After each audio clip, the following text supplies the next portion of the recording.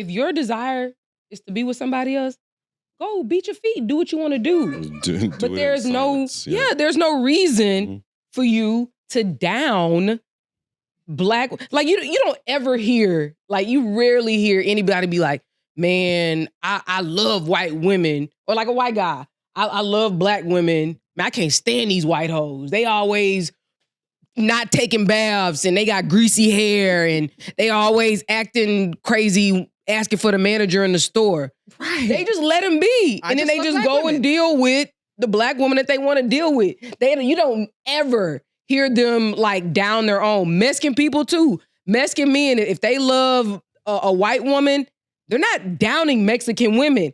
They just go and they get them their white queen and go and eat tamales with mayonnaise if they want to. You know what I'm saying? They just don't. I'm just saying it appears, because I don't want to say all, and I don't want to say it's an absolute, but it really does appear that it is Black American men who consistently and very loudly and proudly and in front of everybody, they have to like put down Black American women in order to show love or in order to like show love to the woman that they picked. Why do you have to? You know, it's not about that. It's very simple. We're gonna go right back to I'm gonna take a page out of Aaron's book and say we're bringing shame back. Okay, I'm going to publicly, because I don't like the fact that we are having this situation within our community. So I'm going to publicly tell, because it's not just the ones that I'm sitting next to, it's the ones that are even out there that I want to be able to reach out to and tell them, when I say we, I'm speaking on his behalf, we don't like this, right? Now, it's not about, and I'm going to say again, there's a lot more what it appears to be that are, there's a lot more bad ones than there are good ones in comparison to the other ethnic backgrounds. That's nonsense. Let me explain to you. Like, here's the thing I don't understand, right? We talk about this need for community. We talk about this need for village, right? I'll give you a perfect example, right? And we'll use the Nation of Islam. Like when they stepped on the scene, what did they do? What were the Black African-American women doing?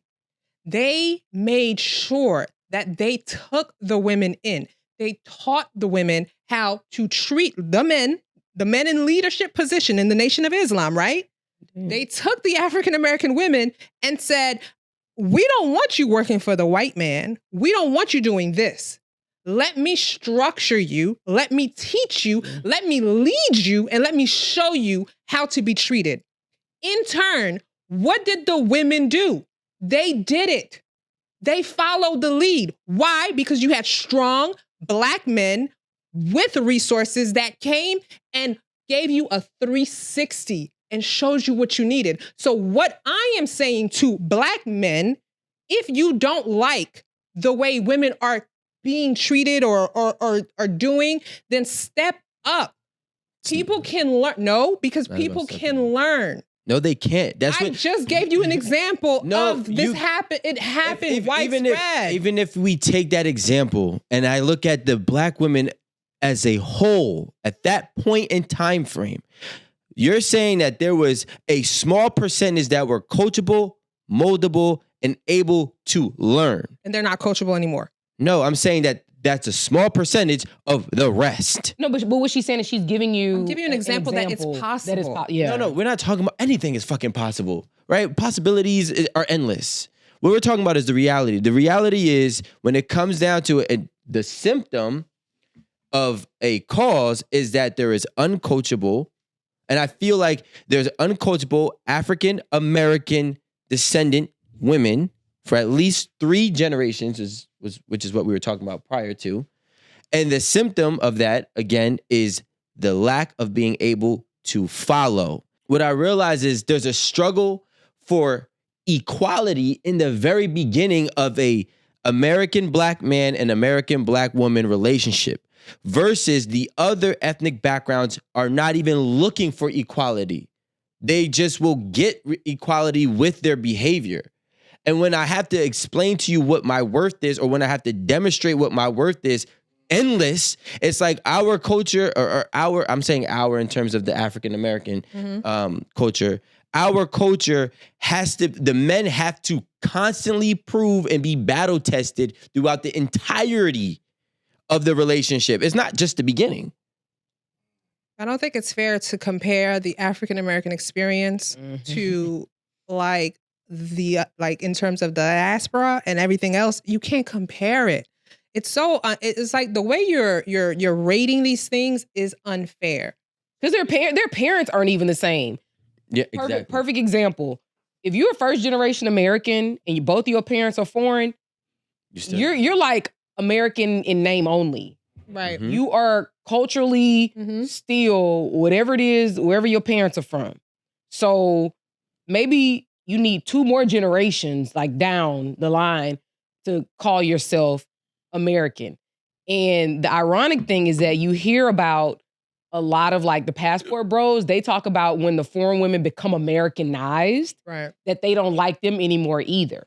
So I really don't think that it's I don't think it's like a black, it's not like a black American, white American, whatever. It's truly American culture.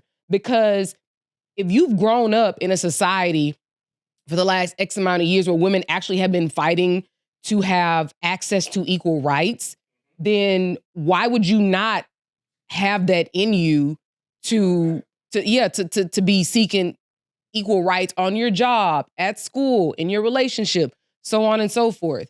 And like my Nigerian friends, like I still have friends who literally they're Nigerian when like if I'm not in Nigeria with them, they literally bow to their uncles when they see them. Literally, the first time I saw it, I said, what was you doing over there? She was like, child, that's what we have to do. And I'm like, I had never seen it before, you know, and because I want to say I never even seen them, the same people do it in America. It's only when we were over there.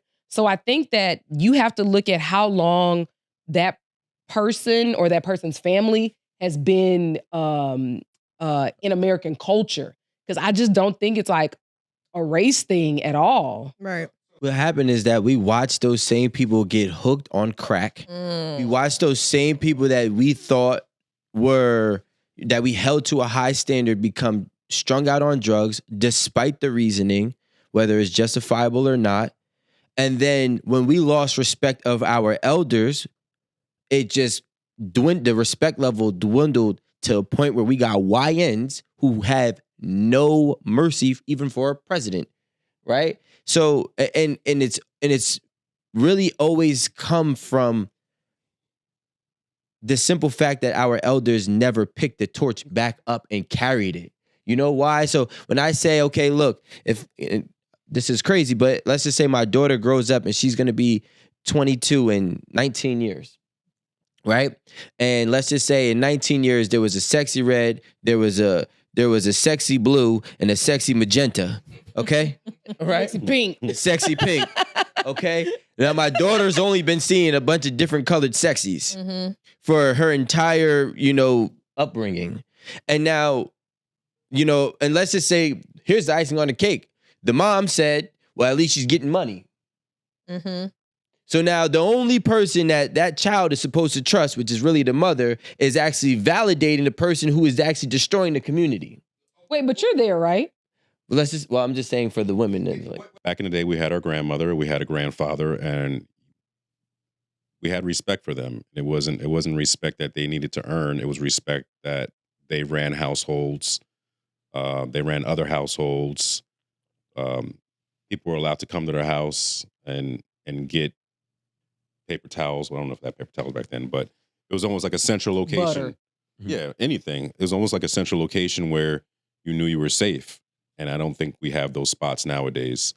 And I don't think we have those spots nowadays because not that we are begging for a leader, but I don't think we have anybody that we can trust to not be after the money, to not be after the fame, to actually follow. And I think to go back on your point with you saying like, you come into a relationship with, or come to a situation where you meet a black woman and it's automatically having to prove. I think she's seen so many of her own race that she had to that she had to question and never followed through with being that leader that they said that they were, is the why that they meet us like that. And I think for us as Black men, we don't have anybody like Martin Luther King or Malcolm X or Muhammad Ali or just anybody powerful outside of entertainment that we could trust, or even outside of politics, where we could be like, you know what, this is who we should look to. And I think if we had more than one to tackle maybe each sector, like a scientist that we could look up to, or a botanist, and then you had somebody who was powerful in sanitation. You know what I mean? Just everywhere we could actually look towards this person and say, you know, this is who I want to model my kids after. And I don't think we have that as a culture. I do agree that we did lose respect, but I don't agree that we just gave those people respect, those elders respect. They automatically had respect because since the day I can actually remember things, that family, that grandma and that grandfather was doing the shit that they're supposed to be doing. That's what he said, ain't it? No. I've never seen them miss a beat. So they earned that respect by their consistency of being able to adult, right? So now when I grow up, I'm not giving them respect just because. I'm giving them respect because they've literally led by example their entire life and my entire life. Now, when I see that same person that I respected on the corner strung out, that I can sell rocks to, now I lost the respect that you've already earned. And I felt like throughout the time frame, collectively, all of the elders have gotten worse. By generation. Some of our OGs or our schools or our unks are so not respectable. Why would I respect you? Right? You've done nothing with your life. You led nothing with your life. If anything, the only thing you did was be an opportunist and failed at that every time. And I have to respect you is crazy, right? I don't get, there's no respect had for you, right? So now we sit here and now this is the symptom of it all. Yeah. So how do you get back? Just how do you get back to that where men, just as a general matter, are respecting each other because of what they've done? Does it take their counterparts checking them? I'll give a very small example. Like, you know, a dude that don't take care of his kids, or he openly cheats on his wife, or he done mortgaged their house and gambling their whole house away because he didn't took money out of it. Like, how does the community, or like the people that person, I guess, respects, how do they go about like being like, yo, my man, get your life together? Well, we don't try to save you. You've already, if you've gotten to this point where listen, I'm not checking somebody that's older than me. You've lived 4 or 5 decades. If you don't get it by now, you're never going to get it. And I had to understand as a kid, majority of people die never getting it, right? So the way that I respect you is, how do you control your house now, or what have you done? I can never, and I'm speaking from a man's standpoint, I could never respect a man who married a hoe. I don't care what you do for the community. I could never respect the man who allows his wife to talk to him any certain type of way, especially in a public setting. I don't care what you do for the community.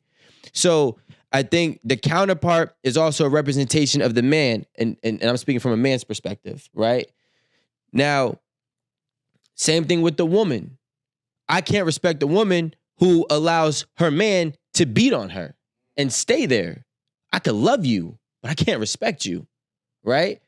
And certain things like that, our elders don't have the respectable characteristics and integrity and moral compass anymore.